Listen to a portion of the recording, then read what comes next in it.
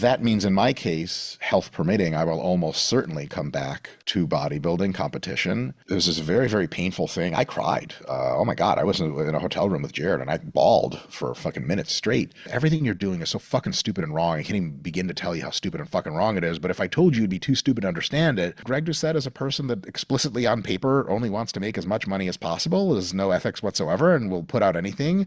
In this podcast, me and Mike are going to talk about his possibility of returning on stage and as well how to manage the expectations when we say we are going to do something big and we do not achieve it. Then we go on to talk about Mike's coaching situation, and then he explains why he doesn't have a real coach and who he's thinking about working close with in this possibly next prep. Then we go over Mike's posing, and I touch on the problem that Mike already told he has, that is the bubble gut, and give my opinion on the bubble gut and how I think it's mostly posture related more than anything else.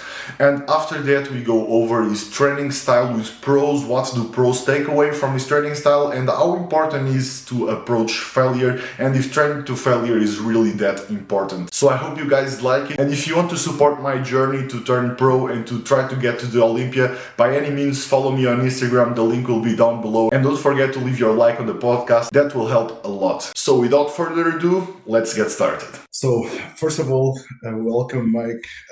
For those who don't know, Mike ISRAETEL. Mike has a PhD in science physiology, so he's very well known on the science community, bodybuilding community. Also co-founder of RP, also dieting app and training app. And I wanted to congratulate you on your 3 billion subs. Amazing work on YouTube. Thank you. I've been following like since your 100K, I don't know, like really a long time. So it's such a pleasure to be here with you. The thing that most amazes me about you is not only your main channel, is your second channel as well. So the work that you have been doing on there has helped me so much as a person and to develop my bodybuilding, and to see someone with such a big following being so open about like mental struggles. It's super hard on my point of view, and I just wanted to say congratulations for that more than anything else, because it's really hard what you are doing there, and it taught me to be a better person. I just wanted to say thank you because of that as well. Thank you so much, Samal. That's very nice of you to say. Okay, so now that I said your dick a little bit, I just wanted to say I come from a classical musician background, so I'm not educated in bodybuilding. It became my passion 4 years ago when COVID hit.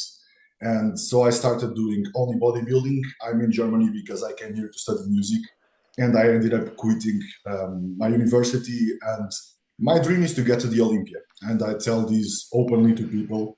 And I wanted you to talk a little bit about your experience on how is it to tell people that you're going to do something so big.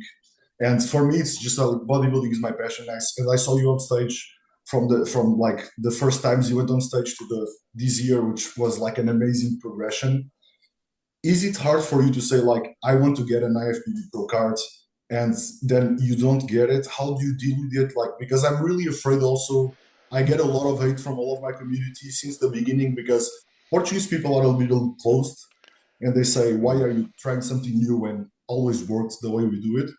So how did you deal with it? How do you deal with it? And what would you say to another person that is saying out loud, I want to get pro, I want to get to the Mr. Olympian, in front of everyone? You are not just saying it to yourself, you know what I mean? Yeah. It's a good question.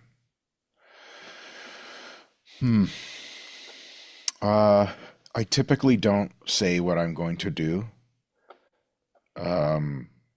I almost never say in advance what my goals are to other people. Many times I don't even tell the people close to me, and many times I don't even tell myself. I think another way to put very exotic goals is to label them as hopes. And if you really want to make yourself unhappy, then you will put goals in front of yourself or hopes in front of yourself that are unrealistic and have a high probability of not occurring. And if you don't accomplish them, then your probability of being pretty upset, at least for some time, is high, because a very dependable way to become less than happy is to fail to meet your goals. And so if you say to yourself, I have two cheeseburgers in front of me and I'm going to eat both of them, versus if you say, well, I'm going to eat one and anything I eat after is a bonus. If you eat 1.5 cheeseburgers in the first condition, you failed, and you'll probably be, as humans tend to be, upset because you didn't meet your goal. If you eat one cheeseburger and then eat another half, then based on the second condition of, well, I'll eat one, that's my goal, but if I can do better, I will, then you're going to be happy with 1.5. Now, it's the same 1.5 cheeseburgers either way. The only difference was a matter of framing. Mhm. So there's a very big risk of telling people your goals and yourself big goals that you can become disappointed. And that's mostly what you tell yourself. If you tell people close to you, it makes the disappointment worse. If you tell the whole world, it makes the disappointment much worse. I didn't even really say I was trying to get an IFBB Pro card. I always said that would be nice, but being a realist, I knew it wasn't something I could depend on. In my heart of hearts, I definitely wanted an IFBB Pro card. And the result of me having to put bodybuilding aside after a not so great show placing just recently was lots and lots of pain and anger and depression, tons, and feelings of deep vengeance that are with me every hour that I'm awake. And that means in my case, health permitting, I will almost certainly come back to bodybuilding competition and will try very, very hard to get a pro card in the future. That is likely. It's not a certainty, but it is likely. And so for me, the process of even hinting at the fact that I wanted something, now, I'm not going around telling people I'm going to be a future pro or anything like that. I never did. That would have been worse. But even the hinting at it was very difficult for me. And it's more difficult if you tell people around you, because then for no reason at all, they're disappointed on your behalf. Like if I didn't tell anyone I wanted to, potentially get a pro card, then when I have to pull back for bodybuilding, that's fewer people telling me, hey man, I'm really sorry. I hope everything works out. But when something bad happens to you, everyone who's around you who loves you, they're very, very reverent of that, and they're very careful, and they're very nice, but it also means they talk to you more about it, and they make the situation, from all their best intentions, sometimes a little worse, when you don't want to hear it. And then, of course, if you tell the grander world that, especially if you're somewhat more, popular or whatever, like I am, like reading the comments on the internet just fills you with pure fucking rage, because people who would never speak to you in real life, and people who have themselves never competed in bodybuilding, or people who have competed but have gotten by exclusively on not such an impressive amount of hard work and really good genetics, can say all sorts of things to you that are hurtful only because you put yourself out there to be hurt.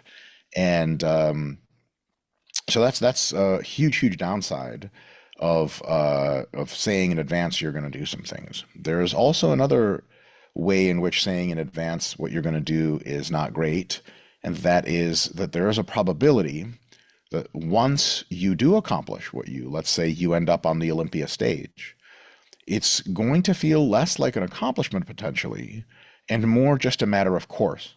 Well, you always said you were going to do this. It was just a matter of time. When you did it, it just felt like it was supposed to happen.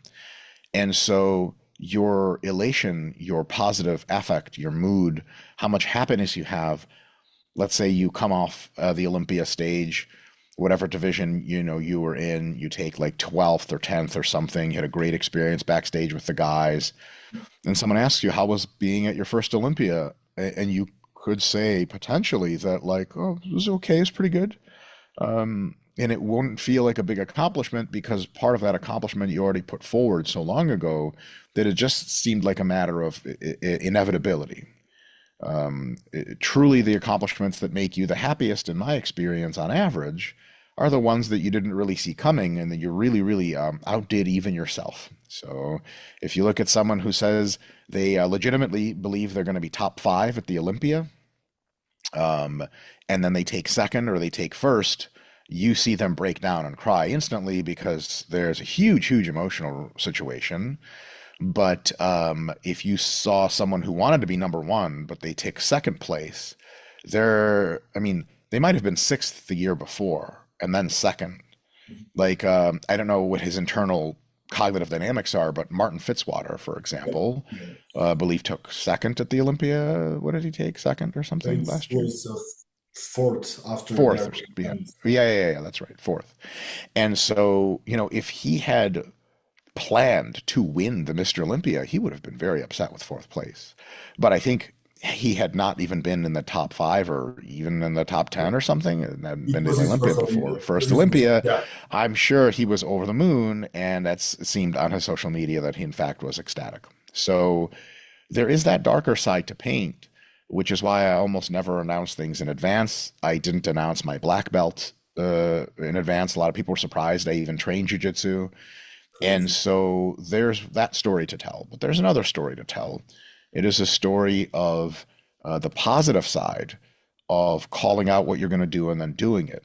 The net positive side of inevitability, the positive side of glory, the positive side of, dare I say, destiny.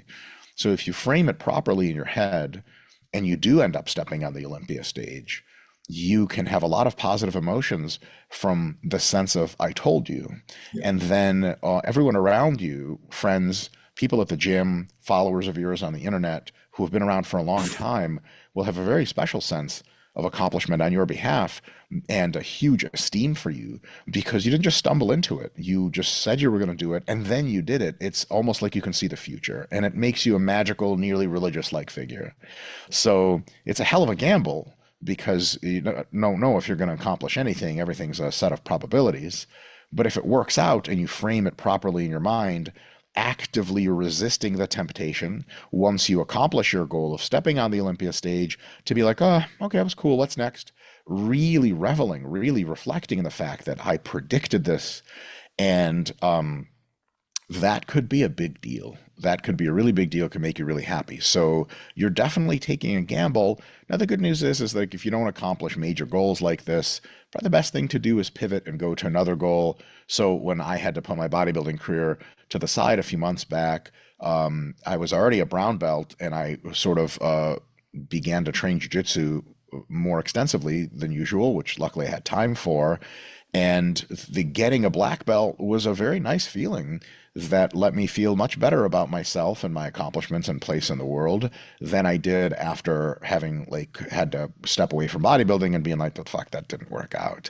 And so that definitely helped. So even if you don't accomplish whatever goal you're going, there's no reason to get super crazy depressed and really sad about life. You can accomplish incredible things in other regards. As a matter of fact, there are many ways in which you can accomplish more than you thought. So a lot of coaches in bodybuilding and in sports of all kinds have a very similar story, and that's they themselves wanted to be a champion, but they never could because their genetics weren't good enough. And when they started coaching, they first started coaching like, oh, it's just something I do because I know things. And eventually they got quite a big passion for it. And I didn't even see it coming, but eventually they turned tons of other people pro, or tons of other people have elite totals in powerlifting, or they coach national champions, state champions, Olympic champions, world champions, and they end up having such incredible accolades as a coach that someone can ask them when they're 50 years old, did you ever want to be a good athlete yourself? And they say, well, I was actually quite good and I did want to go to the Olympics, but I ended up going to the Olympics like 3 times as a coach and winning 10 medals, but it wasn't as an athlete. I'll tell you this, winning medals as a coach feels goddamn good yeah, and arguably better than as an athlete because as an athlete, you're just one person with one body. You just got lucky. As a coach, you have repeatable athletes that you take to the highest levels. And you really know some things. If I meet a really good pro bodybuilder, I could ask him what he's taking. I could ask him how he's training. And that's all like is fine information, could be useful. But if I meet Hani Rambod, I just want to talk to him for 18 hours straight about what it is exactly that he's doing, because something about what he's doing, could be many things, produces reputable results over and over and over again. So there's always the outlet of coaching and the outlet of even just coaching young people, not for championship qualities, but for quality of just improving their physiques. I mean, if you help enough people become amazing, then that can take your personal goals, having been failed earlier in life, and really make you see them in a completely different perspective of, man, I ended up getting so much more fulfillment out of coaching and out of helping other people that it's really, thank God I got into that sort of thing. And a lot of athletes who find a lot of glory in their own accomplishments, they'll find glory for some amount of time and then they won't compete anymore. They'll find themselves to be wildly irrelevant and they don't like that. And they realize that they didn't even really care that much about what they won. It fades with time and maybe it wasn't that big of a deal to begin with. And so the idea that there's a ton of glory to be gained from personal accomplishments can be really valid, but some people don't even get much out of it, and they find they get much more out of other things. For example, like helping people. So big complex web of ideas there, but the TLDR is, yeah, you're putting yourself out on the line, and you have to be prepared to be quite sad if things don't work out. But also, if you architect your cognition properly, when you do reach your goal, you can be really, really accepting of how amazing it was without trying to put aside that, oh, well, okay, now that that's over, what's next? You got to really be careful not to do that until months later, because then all of that work you'll have done to step on the Olympus stage will have been for the emotional equivalent of a shrug. Like, you don't want that to happen. There's too much sacrifice for that. And then lastly, if it does, or if it doesn't work out that you reach your sporting goal potential, you can always ask yourself, in what way can I meet other goals that are associated with fitness? And there are many, many ways, including coaching and mentorship and support, starting companies that can make you feel really, really good about your role in fitness, potentially more than any single victories can give you. I have a question about coaching. You were just talking about coaches. I myself am someone that it struggles to have a coach. And I know you had a couple of coaches, like there's a bunch of drama online about coaching history. And I also find it hard to have a coach. I've tried like a couple of times. How do you like? Do you think it's good? You just told like that's your coach's job to help you when your head is just not working well in prep. And I know you try to have Jared help you this prep. I know some other people with the PEDs and the other things. Like, is it hard for you to be coachable? Because I really think for me it is, and that's why I've always worked alone. But I don't know if that's always the most effective thing when it's not just paying off. You know what I mean? Yeah, I have three problems when I'm an athlete being coached in bodybuilding. One problem is that I know my particular body and situation and response to drugs way better than anybody else does. And so most of the conventional dosing and compound assumptions will work suboptimally for me. And so I have to have a big role into how much of what I'm taking and how. I've consulted with several coaches before, and their protocols were just like comical. I would like have had pure psychosis and been arrested for murder if I took those amounts of drugs and in their ratios. So that's problem number one. Problem number two is I'm both on a raw IQ scale smarter than almost every coach, maybe every coach. And I know more about physiology, body responses, etc., than they do in most cases. And so if I don't trust you intellectually and I think I can do a better job doing what you do than you, it becomes a real big problem for me to follow your advice because I find elements of it that are either wrong or mysterious, and I ask for clarification, and the clarification is either wrong or wildly insufficient. And so that's a problem because it's really difficult to take advice from someone. You're like, I know he's wrong about a bunch of this stuff. And I have taken the advice much more directly of coaches before and been really fucked over. And so that leaves a bad taste in the mouth. And the Yeah. last, much bigger problem than all of these for me personally is that when I'm on high doses of anabolic steroids, I become very disagreeable. And so it becomes very, how do I say this best? Maniacally fun for me to resist the coach's demands and be very cynical and skeptical when they ask me to do things. And so that when I ask them questions, but why did you say this and why not this?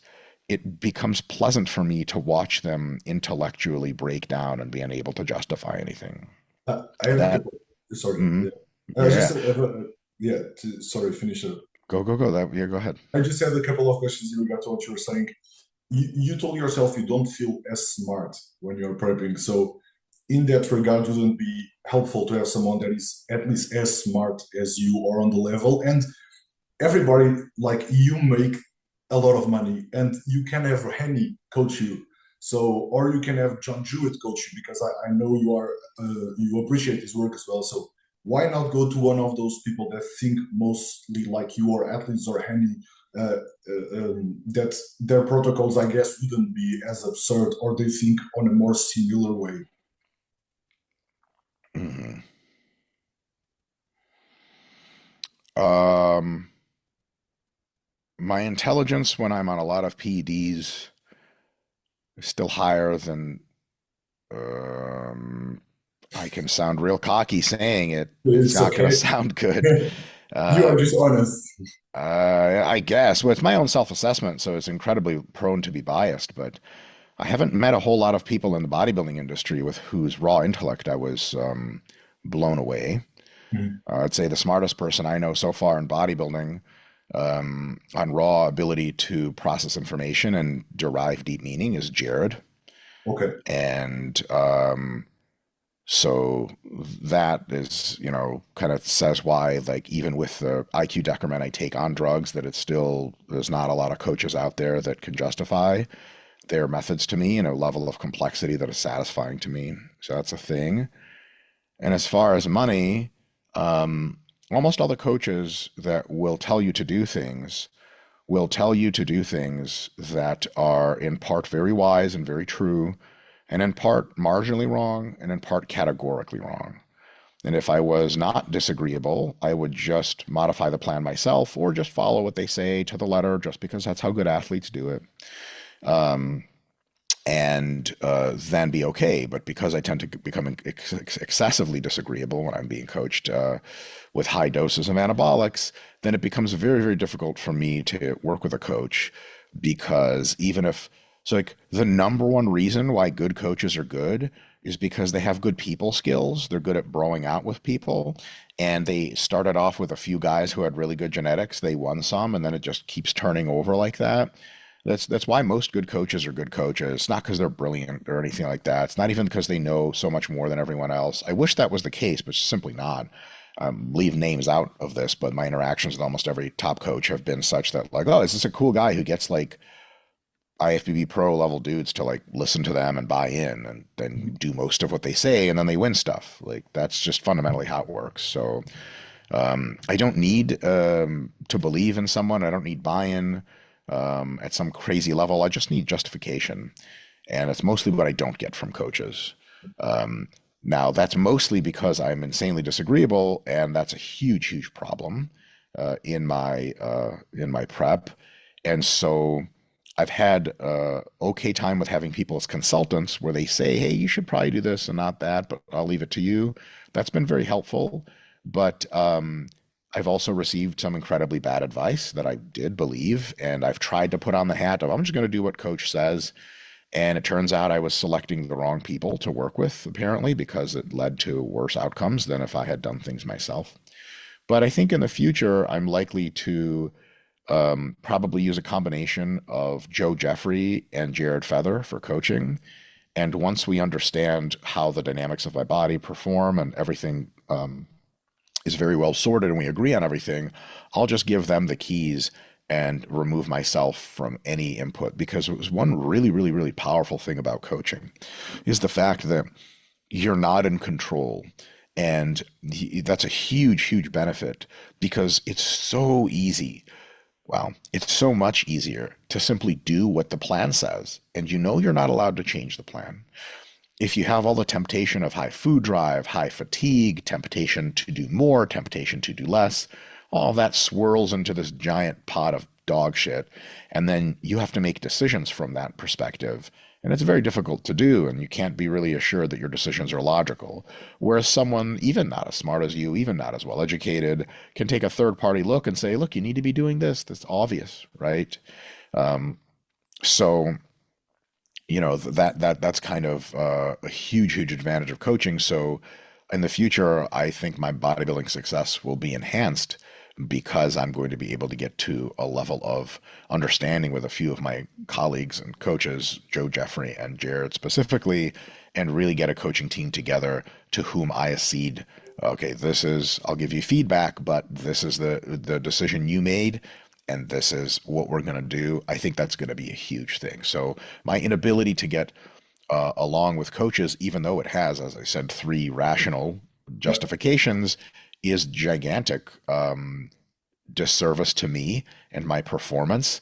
And if I had just listened to almost any coach and done what they have said, then the probability that I'd have higher success is greater than I've had up until now. Another thing is I like learning a lot, and so I have very specific knowledge of my body, and it would take a coach a while to catch up to that knowledge, and so I like to stay ahead and experiment on my own body to see what's going on. The other thing I'll say is, I gotta make sure I preface this in the right context. It's okay. I've never actually trained for bodybuilding. I've never actually really prepped for bodybuilding before. What I trained for was maximum muscle and low amount of fat. I never prioritized to a great degree any muscle groups versus any others. I just kind of got big all over. And my approach to dieting was just get really fucking lean. And when I'm lean enough, maybe consider competing. And so there was never this attention to detail, never a lot of posing practice, never a lot of attention to skincare, never a lot of attention to presentation, not any hardly attention to the balance of various muscle groups. And so I'm actually now training for the first time several months in a way that prioritizes various muscle groups and de-emphasizes others. And I'm seeing really cool gains and cool changes. It's the first time I've ever tried it. So the next time I come back to bodybuilding competition, I'm not gonna do any of this bullshit, which was the wrong thing for me to do this whole time. It was fun for a while until I started competing, and then it wasn't so much fun.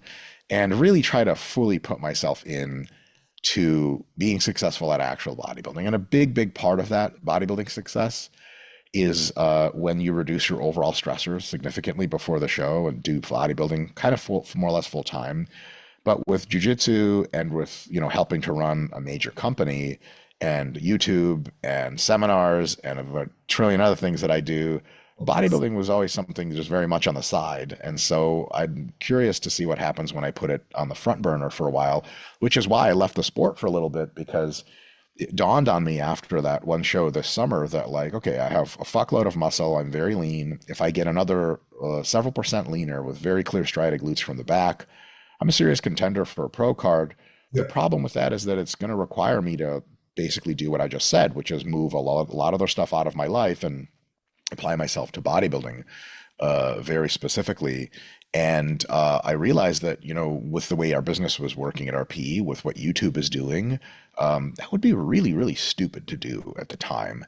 And it was this very painful thing. I cried. Oh my God, I was in a hotel room with Jared and I bawled for fucking minutes straight because I realized that I was going to have to put my passion away to pursue business pursuits for at least a few years before coming back to it, because I didn't want to do that. I wanted to just keep competing and to keep getting better and to do bodybuilding full time. But like, when you get your phone out of your pocket and after 6 hours of doing deep work, you have like 12 very pertinent messages from people at work asking you for various things and inputs on projects and work. It's not a pretend thing to just be like, fuck that, I'm bodybuilding. I can't let these people hang out to dry. They're my friends and my colleagues, and we're making crazy amounts of money together. And to be honest, fuck the money. Money's great. But we're really having an opportunity to impact the fitness industry and the fitness community and real people's lives. Like, my work on YouTube is 80 trillion times more important than any amount of like Masters Pro, like the cat, any amount of Masters Pro card that I could get. Is like, if I get a Masters Pro card, a couple hundred people are going to be like, dude, that's awesome. Hey, congratulations. If I put one video on YouTube, I don't know, hundreds of thousands of people have gotten more empowered to change their lives for the better. It's like, holy fuck. Okay, so that's definitely very big trade-off. And so to me, it's very painful to step away from the sport. Very painful. And I have to take it on the chin because it's what's best for the long term. So in a few years, when I'm in a different position in the career and I can take a few months to really focus on bodybuilding, I might come back to the stage and do better. And if I do, it'll be like, well, thank God I did that smart thing beforehand. I have a real big note to myself that I carry with me everywhere I go, and that is to very seriously discount my feelings about what I want to do and to very seriously consider about long-term effects. And because like, if I did stuff based on just how I felt, I mean, I don't even know what the fuck I'd be doing right now.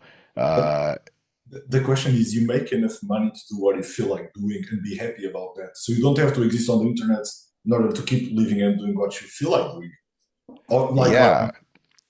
Well, yeah, the money is nuts. It's totally insane. I make enough money per month to do everything I want, and then like 100 other things that I don't want but can afford. Um, and luckily, I'm just not a person. Neither my wife nor myself are people who like appreciate spending money. It doesn't I like know. we're like I ugh, see like it's all of your videos. yeah. So it's not a thing that like if we like spending money, holy shit, we have a lot of to spend. We actually love investing and love building ourselves a comfortable future. So that's a good thing. But in almost every endeavor, forget about how much money you have or don't have. Like if you don't have much money, you can spend the rest of today doing what you feel like, which like hook up with that girl that's kind of toxic for you and it's going to be drama, eat a bunch of junk food, go to the gym, lift for ego, lift in a way that makes you feel good. Or you can look at the other end of the spectrum, which is what can I do the rest of my day that's going to support me in the future? And so that if I ever have a day in the future where I'm just too tired or too fed up to do what I'm supposed to do, I'll have so much of a buffer of money and resources and reputation and trust and understanding from my people around me that like if I just decide I'm fucking off, I'm fucking off. Like my wife and I just went to Tokyo for vacation in Japan So for a week. Yeah. And no one on my team at work even texted me a single time. Mr. Nikshan, I usually text several times a day about work, and he just left me the fuck alone because, like, well, I had worked so much that I had earned at least a week of people leaving me the fuck alone. So all that work pays for just completely unplug, relax vacation when I don't have to worry about anything. That's an amazing thing. Now, I'm not saying that that entire spectrum of do whatever you want right now, all the way to do only things that support your future. I'm not saying the correct answer is always on that other hand, because then you just sure. work. You get to be 80 and you're like, I don't know what the fuck I even did with my life. But you have to be able to be flexible on that spectrum. So for me, weekends are more about chilling out and relaxing, doing what I want. The work week is about putting things ahead. But in really big decisions of life, like do I compete in bodybuilding still for a while? Do I put in time for YouTube and everything? I have to ask myself, what do I feel like doing? Okay, what does Mhm. my soul tell me? Cool. I put that aside and go, what do I think like doing? What do I think is a good idea? Cognitively, planning in the future, what's going to make me better off in the future? And then where between those am I finding the best balance, the best trade-off? And that's very important because a lot of people do what they feel like exclusively or mostly, and then I'm not sure how their results end up. A lot of the, not to talk shit about anyone specifically, but there's a very understandable thing you see in various people you'll talk to in the gym fitness community of, well, I do this exercise because I like it. Or I go heavy because I like it, not because it's optimal. And to me, it's always like, listen, that's super fucking valid. You gotta do what you love. I mean, fitness is all fucking bullshit anyway. If you just like do some push-ups and air squats a few times in your room, you do some high cardiovascular activity 4 times a week for 30 minutes, you don't get fat, you're gonna live as long and a high quality of life as anybody else. You don't need to be in the gym. So it's all for lulz anyway. It's YOLO anyway. But within the context of YOLO, most people end up want to look like you in the gym after a few years. They don't want to end up looking like not as great. And so when people say, "Oh, I do this exercise because I really love it," Yeah. at the same time they're like trying to get to the Olympia stage. I'm like, "What are you fucking nuts? Like, do you not want to do like roughly what is assessed as optimal? Yeah. Because like then you'll really be able to say I brought my full package that I could and I did the best that I could. Do you really want to be in a position where you're like, oh, I just did things on vibes? I mean, that's how my bodybuilding career so far has been. Like, you know, I was told like, oh, like your legs are, you know, very big, but your upper body is not as big as your legs and it throws off the proportions. And I'm like, no shit. Like I realized I had great genetics for legs and I just trained them up the ass because I loved it and I loved having big legs. It's a cool vibe, but vibes don't get you stage victories and stuff. So it's one of these things where you got to be real rational. And sometimes that means making painful trade-off. And that sucks, but I'm here for it, you know? Um, Unrelated topic, but related to that, I do think you have the potential to be an IFBB pro like immediately. Like you have enough muscle. Point. You have enough muscle, and whoever tells you you do not train to failure because your rep speed is not slowing down, Those like people are just not yeah, like intelligent. the people we know we're talking about, like you wouldn't be the big, like as big as you are. Like the frame that you have is enough muscular. One thing that I struggle myself to be the position that I am today was I competed last year for the first time and my posing was just like shy of good. I did my prep with Steve Hall. That's Oh, cool. yeah, I watch all of your podcasts and I was prepped by him last year. And I can see and this is just my way of seeing the same problem that I had in you, like the bubble gut that you have when you are doing those jokes on Instagram, and you have spoken about getting surgery maybe in the future. Like a lot of people have different opinions about the bubble gut. I have a little bit of a controversial one, like you have about some topics like Okay. muscle damage or something like that, but I do tell people what they don't like to hear, and that's I studied classical music for 16 years and I played a wind instrument. That means my job was to breathe properly. And all of the people that I see that have bubble guts, they do not have properly bigger organs. Yes, you can have receptors that can make your organs like be bigger, but not as an extent that is going to make that thing pop so much. Also, your gut is not going to be so inflamed that it's just like that distended. And if you notice, everyone that has a bubble gut, including you, it's just you are breathing into that. And I see clearly when you are also doing those jokes about having a big belly and then correcting it to have like a lean and fat stomach, your pelvic tilt affects immensely that, because your rib cage, and that's one of the things that I took. Your training has a lot of rib cage flare motion, so you always flare a lot of your rib cage, and you always tilt your butt back a lot. So you are always about cueing, about sticking your butt out, and that helped me in the beginning, but it ended up being like a counterproductive tip for me. Also because I started developing what you have when you are posing, and it's the pelvic tilt that causes the rib cage to flare, and your shoulder blades are like trapped. So when I see your lats are huge from the back, your lat spread is ridiculous, and you know that. But when I see it from the front, and I saw it on stage, and you were just mentioning like you're posing, I know that your lats are there, but your rib cage is just flared down, and your shoulder blades are not opening up. So on that notice, I see you always training. Sorry, I don't know where this came from. It was about the posing, and I know I'm transitioning a little bit into training. Sure. You just told me you started training for bodybuilding purposes. And one thing that I had to do, because I had the exact same problem, but I can show it very quickly what I mean if you want. It's very rude to compare myself to you, but you see this cave in here on my chest, like my chest is down and your chest is down, and our lats don't pop as much because you have way huge lats than these ones. I took not too long to put this rib cage in this position, and this is huge for bodybuilding, and that's what you were telling me, like training for bodybuilding is different than training to putting on muscle, because this was literally 2 months afterwards. And this was just the position of my rib cage. And I think this frame looks ridiculously different. Your lats and your chest could be looking like fucking great. I also had this, the same as you have this cave, and I do see the rib flare here. And again, like taking into consideration that this is like 2 months later, but this is Jared Feder type of like front relax. If you use Jared, like both like double bicep and relax, this is just beautiful, and the lats come up beautifully. And I just don't know how much of your training also affects that. Do you have a notion that you are always on this butt wing and that you are breathing always into your abdomen as well? Has anyone like approached you with this topic? Yeah. Do you try to fix it on a training methods, on a programming, or is that something like normal? What do you mean by bot wink? Is your pelvis is a little bit stuck back on the normal basis? And so you think I have too much anterior tilt in.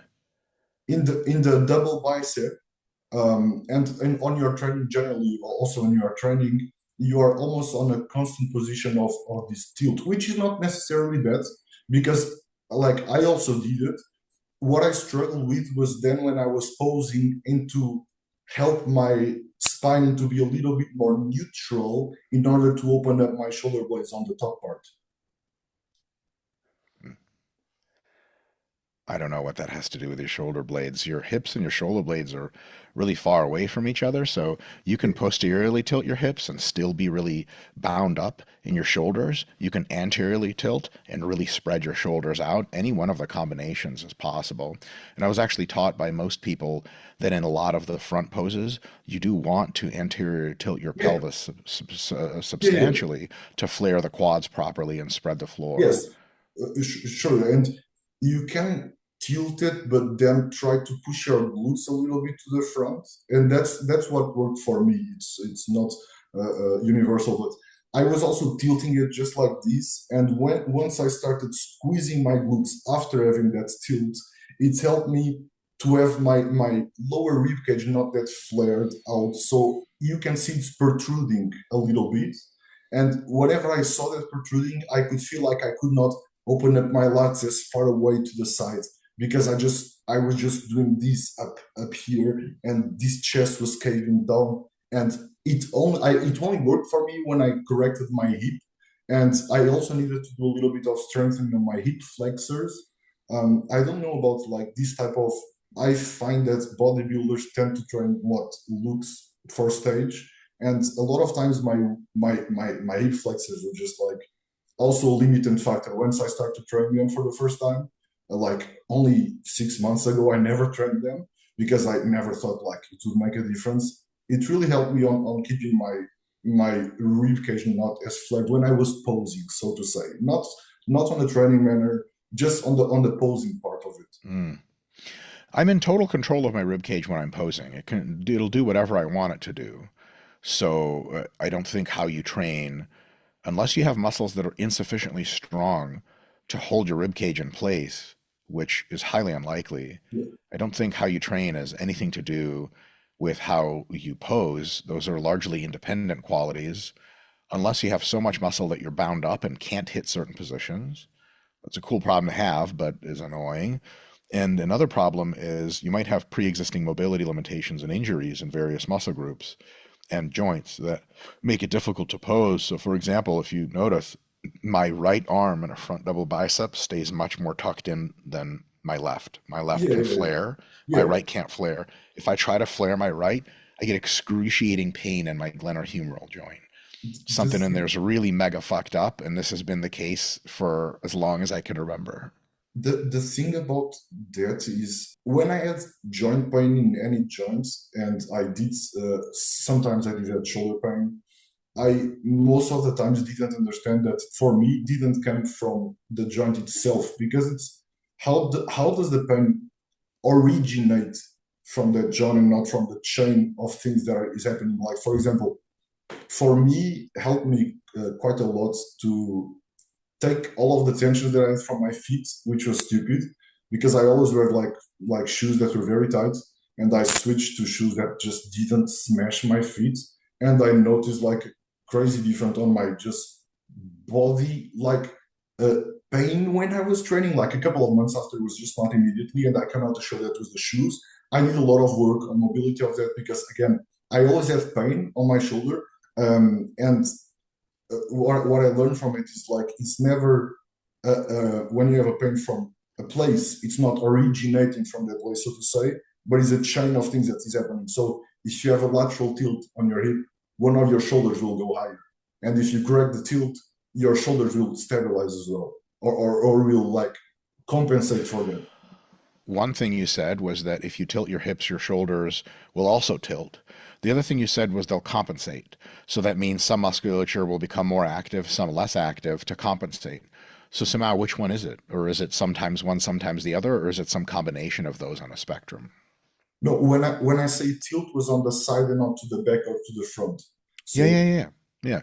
So like if you have your pelvis, yeah, one side, the other side, if you tilt it like this, yeah, maybe your shoulders can tilt, yeah, or they can tilt the other way to compensate so that your head stays level, or your head can tilt this way.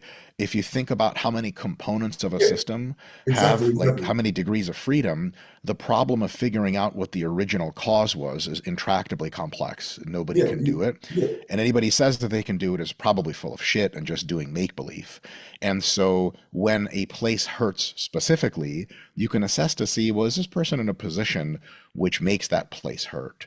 Are they activating certain muscles? That's fine to do on an individual basis. But just looking at a person's positioning and then saying, oh, your shoulder hurts because of XYZ is a non starter because you have no idea. yeah, Because it could be that the hips are actually maintaining balance for you, or because you could compensate more. There's such a thing as not enough compensation, there's such a thing as too much. What I would say is, unless you've worked with someone face to face mhm. and moved their body for them and asked them to hit certain positions, Yeah, yeah. This, uh, judging posing problems, like obviously you could say this pose sucks and you look like shit because your shoulders are too pinched. But how to actually resolve that shoulder pinching and how much of that shoulder pinching is just an illusion because they actually just have narrow clavicles and that's just what their shoulders look like stretched out mhm. versus how much of it can you correct is something that you can really only assess when working with someone. So I do appreciate your insight onto my posing, but I'll tell you, like, you're missing like 90% of the equation of what it would take to analyze what it is exactly I'm doing with my positioning that's causing one thing or another. Yeah, yeah. Sure, it's Um, more complicated. you see what I mean by that? And it was easy to say like, oh, this guy like poses. I don't like how he hits his front double. And you say we should hit it like this, and then they hit it the way you say, but then it looks even worse. And you go, well, ideally you would hit it like me, but fix this other stuff. And they go, well, this other stuff is differently sized, it's differently positioned. This is just how it's going to look. And you go, oh, okay, fuck, you were right. You were hitting it the best way for your body. Turns out I can't make you into Kevin Levrone with just posing. You're going to have to like just find the best posing that works for you. That doesn't mean people are immune from criticism. But to people that have practiced posing at least some amount of time, usually obvious things, things you can spot from a picture, things you can tell people to do really quick to change it, are not going to work. And you're going to have a more in-depth conversation with them, have them try stuff and have them do X, Y, Z. Like someone will be like, well, just bring your arms back further. And I go, I can't. I physically cannot bring my arms back any further. And they go, ah, fuck, okay. And then they have to rethink the whole equation. They just assumed, oh, one tip is going to be easy. So I do appreciate your insight. I think there's a lot of value to what you said. Um, the other thing, like, do you pictures that you showed me?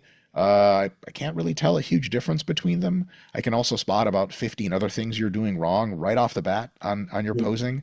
And then if you corrected them, maybe the whole flaring thing would be even worse or it would be even better. It's a super, super complex system. And so it becomes really difficult to make very, very insightful criticisms or corrections to someone. So, like, like if I ever see comments on the internet about my posing, is almost all of them are worthwhile, like completely worthless, yeah, because they have no idea what the situation is starting out. Now, sometimes you get really good posing criticism, but the best way to get your posing to what you need it to be is to get a posing coach who yeah, can work with you and do there's two things. One, discover your limitations and how your body's proportioned. Because for some people, a hands clasp most muscular looks the best. For some people, a crab most muscular looks way better. And you can't just say right from the get-go which one it is. yeah, sure. Maybe if they made the right adjustments, hey, now their hand clasp is really good. But without the right adjustments, they should just stick to the crab because it looks better. So the one thing they can give you is they discover your limitations, and the other thing is within the confines of your limitations, and maybe even try and improve them a little bit. They can give you the best posing that's going to work the best for you, because some people will say, hey, in the side chest pose, you really can turn more and push your Yeah, back arm forward to really get your chest billowy. And that's a fine standalone critique. But when I do that, for example, for myself, I'm no longer able to flex my abdominals, and then my gut spills out. And then like I'll give you a real awesome Arnold pose, big chest, but then you look down, it'll be your gut. And if someone's like, well, now you got to address the gut, I'd be like, yeah, the way I address the gut is crunching down more, and I have to trade off a little bit on the chest. And they're like, hmm, okay, so it's back to square one. Now, Okay. it's not back to square one, it's back to a lot better than square one if you have a posing coach and you now I posed I posed every other day for about a year and a half straight for like 10 minutes in the morning. So my posing got substantially better. Jared had given me a few really, really good tips. But you know, while one-off tips such as yours about flaring, like are interesting, I also say they're rather low on context. And like if you and I hung out and we were in the gym, I could show you all of the degrees of flare that I'm able to generate, and then you'd probably be like, "Oh, like fix it like this," and maybe you could fix it, Yeah. or you could say, "Fuck, man, I didn't really think that was the case. This is you flaring, right? This is maximum flare," and you're like, "Huh." It still looks like you're bound up, and I'm like, "Yes," because my chest and shoulders are so big and my arms are short that it looks like I'm bound up even when I'm not bound up. Okay, fuck. Well, I guess that's just about as good as it's gonna look. So that's kind of my thoughts on the matter of posing No, criticism.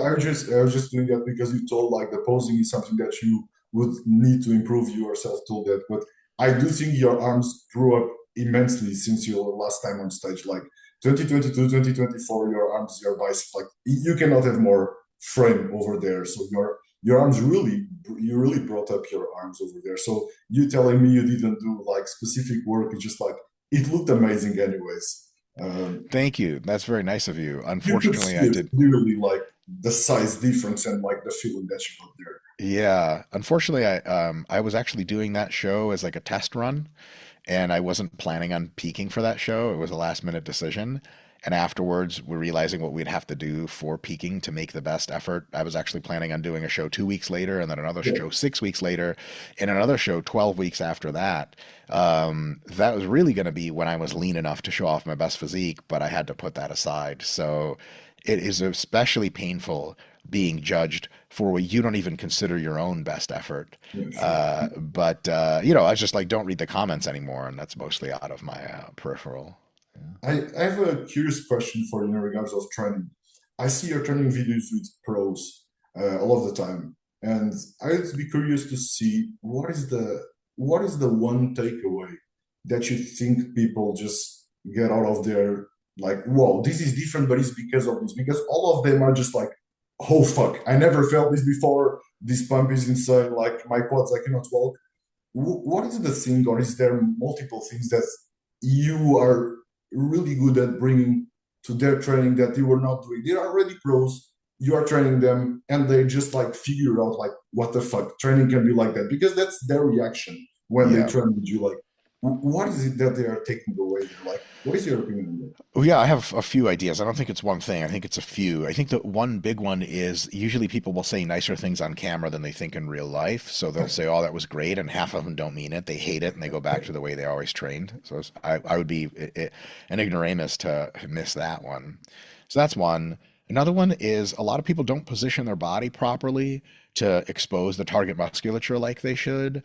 Like, for example, typically people, when they hack squat, they'll put their feet pretty wide and high up on the platform, and that'll limit their depth. It'll limit how much quad engagement they get versus glute engagement. It'll let them lift a lot of weight, but a lot of pros are just bros at heart.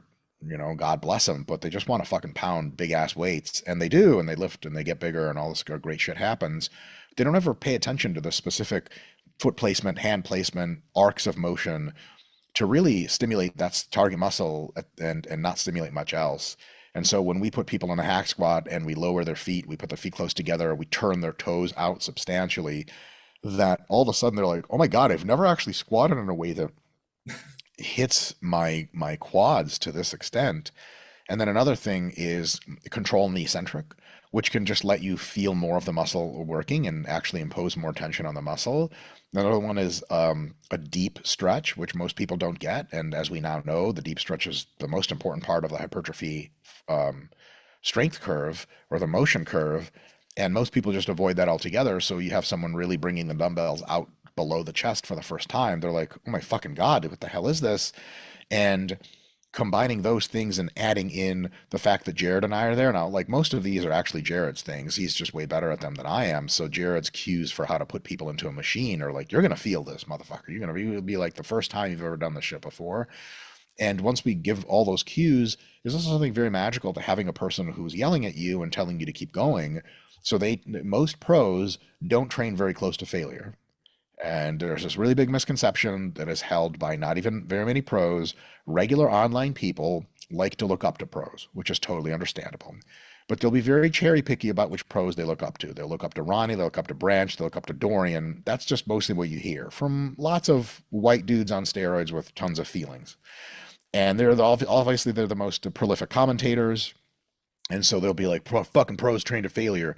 They need to believe that pros train to failure, because to them, training to failure at the gym is a spiritual experience, and understandably a very, very magical one. And also training to failure means like, hey, you're for sure training hard enough on the relative effort side, so it's kind of good. You don't want to be a pussy and not train hard enough.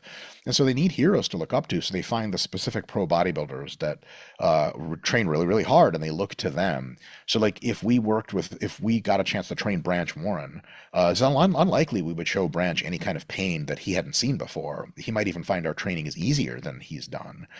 But most of the pros we train are your average pro, and they're usually several reps away from failure on all sets. Even though they stop and they say it's failure, they're really trying as hard as they could. Mostly that's them being wise and intuitive and knowing that if they try much harder, they get overreached.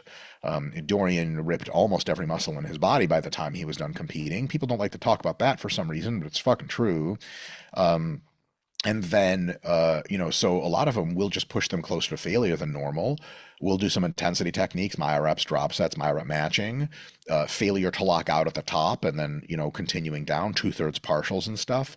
With all of that stuff, we're just able, because there's a camera and because Jared and I are relatively esteemed, and everyone who agrees to train with us is like, all right, full send. Nobody wants to look like a pussy on camera in front of literally millions of people. And so they'll turn it up training wise. And so now all of a sudden you have much better mechanics, much better depth and stretch and pause, and much more techniques like myo reps and things to get you close to failure a lot. And you're driving harder on every single set. Holy shit, like how can you not have the best workout of your life? So I would say that's probably a pretty comprehensive look. It's not one magical thing. That the two big things are probably like better mechanics and range of motion, and the fact that we're there yelling at you and telling you to do more. Anyone who does a lift that's better mechanically and gets yelled at more, they're going to have much bigger stimulus. Last question is, how much of this going to failure is perception? How much is like just your brain shutting down? Because we know if somebody goes to you and points a gun to your head, you are not going to cheat. You could do those reps in theory, like mentally. My question is always like, how much of the failure is a mental failure? Even if you are gifted, if you are turning hard, like as well, when you just told me you are recording with pros, you have all of those factors that Jared is there to push you. They are on camera. So is that not more important, like this mental aspect, or just, you know what I mean? Like how much? Why would it be more important? Because the mental barrier to go to failure would be bigger, so to say, or would be like more important to focus on. Yeah, failure is just not that important. So you can spend a lot of time meditating on how to get the most out of your training and get the closest to actual failure. But we know that even for recreationally trained people who don't go very hard, for them, going very close to failure has no statistically differentiable outcomes than going, 3 reps in reserve. Here's the trippy thing. If you think those people are not mentally strong, you're right. If you think they haven't really gone as close to failure as you're correct. So that means their actual RIR is 3, and the actual 3 RIR is 6 RIR, and they're still getting the same results. What the fuck are we? Why are we? It's like fuck. You're going out with a girl and she's like, hey, what do you think of this t-shirt? And you're like, I really don't like that white color. Can we get something a little off-white? You spend 10 minutes with her different t-shirts. She puts them on, takes them off, puts them on, takes them off. And then you're like, okay, finally, we got this one that's exactly the color I want. And she's like, this is important to you. And you're like, no, actually, it doesn't matter at all. And she's like, what the fuck? Why did we spend all this time? So like as long as you're in your own heart of hearts, feel like you're trying pretty hard, the muscles are hurting, you get a big pump, they get really wobbly, you get weak after training, you're already training hard enough. Do you want to train a little harder in each set and do less volume? Sure. Do you want to do a little less hard in each set but do more volume? Sure. But other than that, it's just a trade-off. It's like telling someone when they eat their food, you have to bite really hard. Like, why? Like, well, actually the stomach will digest anything. As long as you bite it hard enough, not choke yourself, you're good to go. Like, fuck, what was I focused on this for? So I think a lot of people get really carried away on training to failure, and most of them are like you, strong, young, willful, dangerous men. You're going way close enough to failure. And can you uncork it and go DBZ, Frieza, Super Frieza levels? Sure. Is there a benefit to that outside of vibes? Fuck no. Now, is there a benefit to that in powerlifting or in strongman sport? Yeah, hell yeah. Because you got one chance at the shit. You better fucking put all of it in. Then you got some work to do. But for bodybuilding, look, the real talk is politically incorrect thing incoming. Most bodybuilders don't train in a way that would be described by most athletes as exceptionally hard. And that's probably better for them than not. Because if they went that hard, they would either get hurt or really fatigued or some combination of both, and then it just wouldn't be as good. One of the things that I notice with people who are very science and evidence-based like yourself, they don't want to be outdone. They don't want to have underworked. And they're very conscientious and they're very focused and they're very anxious and they're very neurotic. And that ends up hurting them. The best bodybuilders in the world don't really go very close to failure. They kind of train more on intuition and they just play PlayStation and eat food all day and sleep for 9 hours. And then they fucking beat everyone because most of the sport is about training pretty fucking hard, but then recovering like crazy. So that's just something that I used to think, we look up to people and we imbue our qualities onto them. I value you. You're a musician, classically trained. You value precision, execution, dedication. Yeah. Those things don't matter in bodybuilding nearly that much. And what matters a lot more is, do you show up regularly, take the drugs, have a good time, and really focus on rest, recovery, and relaxation? Those are the things that actually grow you the most. I didn't want to hear it, Simao. I'm sure you don't want to fucking hear it, but this is the reality of the shit. It's almost like you love physics and chemistry, and you also love Formula One racing. And you look up to the drivers that are more intellectual, and then you finally meet a bunch of drivers and you're like, what do you think about like the chemistry and physics of the car and your body? They're like, I just do this. And you're like, fuck, it turns out winning races is just by doing this really well. So we have to make sure to keep our own biases and desires at bay and understand that like what really makes us successful in sport is really a lot more basic than we would have ever thought. And unfortunately kind of like, oh, really? Like, this is it? Because if you talk to a lot of Olympians and champions, you'll be baffled to see how not even as dedicated as you would think that they are. You'd think like, oh, more precision is what I need. Like, nah, probably less, because it'll de-stress you more and let you recover better. So great. I wish I had other things to tell you, man. This has been maybe I'm wrong. Yeah, great conclusion, great analysis on my classical musician background. I'm precise. I like to think about that shit. So thank you so much for your time. Mike, one last thing. I know you were asked on a podcast and I found it a nice question. Is there anything on your heart that you have been thinking of lately and you want to tell people? Yes. I'm really starting to turn away as much as possible from cynicism and from negativity and from criticizing a lot of other people in a mean-spirited, not so fun way. And I'm trying to move a little closer myself and maybe promote a bit more of a lighthearted approach, a bit more of an inclusive approach. Like, we've done lots of Olympia champions and bodybuilders on the Friday show on Exercise Scientist Critiques RP channel. And, like I could excoriate every single one of these people. I mean, I could just be like, just everything you're doing is so fucking stupid and wrong. I can't even begin to tell you how stupid and fucking wrong it is. But if I told you, you'd be too stupid to understand it. And the whole thing, it would be funny. It would get lots of views. But what I realized is the best way to deal with a complex world where not everyone is perfect, myself included, is to just try to extract the best things from everything, understand what's not good, but not make fun of people for it, and then go forward. So like for me, I had a much better time critiquing Olympians and champions when I'm like, we can learn something from this. And if you don't like it this way, try this other way that's more science-backed, but definitely give some thought to this way. And just treating all of life and all of people as like, well, it's an interesting perspective. Like I used to read comments and be like, you fucking idiot, retard, moron. And it was 90% of the time it's true, because the comments are generally a place for people to embarrass themselves. Like the number of assumptions you've made exceeds your knowledge by a factor of 10 to 1 signal to noise. So I don't even know what to tell you. But on the other hand, everyone's coming from their own place. place, and so there's wisdom to be caught even in the stupidest Instagram comments and YouTube comments. There's okay, look, I definitely see how this person could have gotten that perception. I know why it's not true, but I definitely think that this person is coming from a place where they're definitely seeing something that is true. And let me see if I can process it in a way that makes more sense to me and to them. I think this is much more of a place of benefit because, you know, we're all trying to do the shit together. Everyone's better off, happier, and more fit and more included. And I'm just real tired of like the me versus him team, you know, bullshit. Like people are like, oh, I'm on team Gregg Doucette or team Dr. Mike. Like, guys, there's no team. There's no teams. Gregg Doucette is a person that explicitly on paper only wants to make as much money as possible, has no ethics whatsoever, and will put out anything. And that's not even holding it against them. That's just what he does. It's just Greg. You know, he's not looking out for the betterment of the world. He's not trying to make you fit. He's trying to sell you a cookbook. It's very transparent. And then like, I'm not against Gregg Doucette in any way other than to call out what he really is. And then there's no like controversy there. He's trying to do his thing. You know, like he's very entertaining. He's really good about surfacing gossip and all this other stuff. And kudos to him. There's a real great place for Gregg Doucette in the world. But the whole like this versus that, and you know, it worked. Greg loves that because he thinks that YouTube is like WWE, like it's all for show. He doesn't understand that he's actually like upsetting real people because he, you know, attacks people at their weakest and worst points and violently resists attack of him takes it very personally, which is insanely hypocritical. But that's just who he is. He's doing his best with who he is.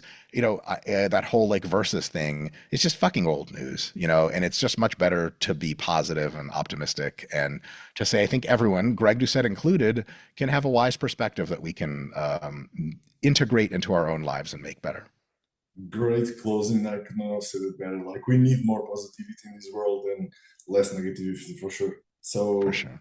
Mike, really appreciate you being here. I really appreciate all of the work that you have been doing, and please don't stop.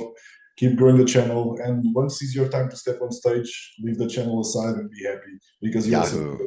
Well, we'll still post on the channel, but I'll do less of other stuff in the life. So now, thank you so much, man. I hope this was fun for you. Your shoulders look huge, by the way. So keep doing what you're doing. Thanks, man, for real. Of course.